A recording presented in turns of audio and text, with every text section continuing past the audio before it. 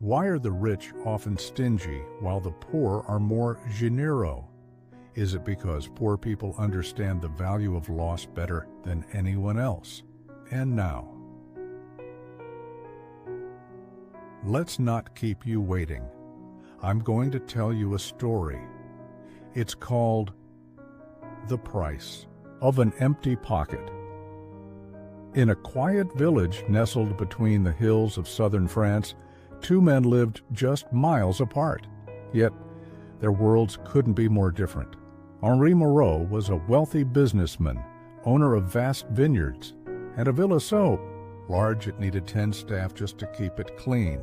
He dressed in silk, dined on imported delicacies, and kept his wealth hidden behind tall gates and silent security cameras. Just across the valley, in a modest wooden cottage, Émile Durand, retired carpenter, and someone the entire village simply called Uncle Émile. His clothes were worn but clean, his meals simple but shared, and though he lived alone, his home was rarely empty. One bitter winter evening, a knock came at both their doors. A young woman stood shivering on Henri's marble steps. Her coat was torn, her eyes hollow from hunger. "Please, sir," she whispered, "I've lost my job. My child is sick. We haven't eaten in 2 days." Henri looked past her into the darkness. "There are shelters in the city," he said, without inviting her in. "I already donate. I pay my taxes. I've done my part." And with that, the door closed. That same night, the woman stumbled down the valley road. Snow clung to her boots like guilt. She nearly passed Émile's home without knocking. What could a poor old man give that a rich one couldn't? But the scent of warm soup drifted through the cracks of the door, and the glow of a fire pulled her like a prayer. She knocked. Émile opened the door. He took one look at her and said only 3 words, "Come inside, child." He wrapped her in an old blanket, gave her the bigger portion of soup, sat her by the fire.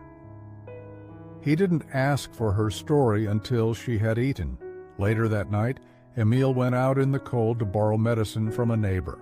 He gave the woman his own bed and slept in his work chair. The next morning, word spread. The villagers pooled what little they had: food, clothes, coins, even firewood. They didn't have much, but perhaps that was why they gave so quickly. Henri heard of it too. From behind his window, he watched the poor helping the poorer. He scoffed.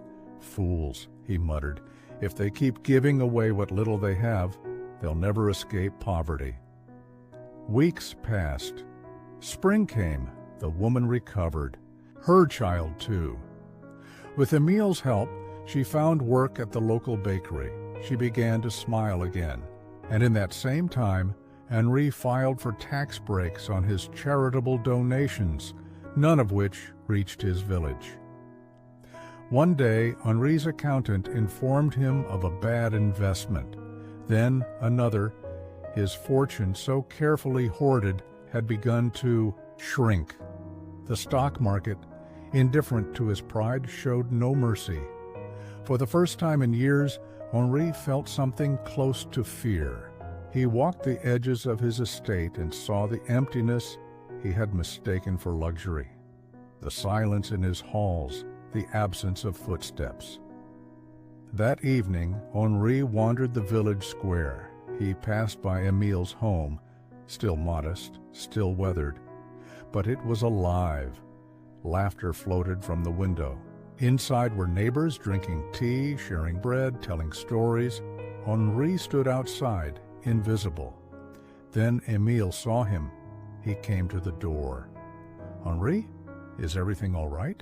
Henri hesitated. Then, with a crack in his voice he hadn't heard in decades, he said, I may have lost more than I thought." Émile nodded. "Then you've just begun to gain."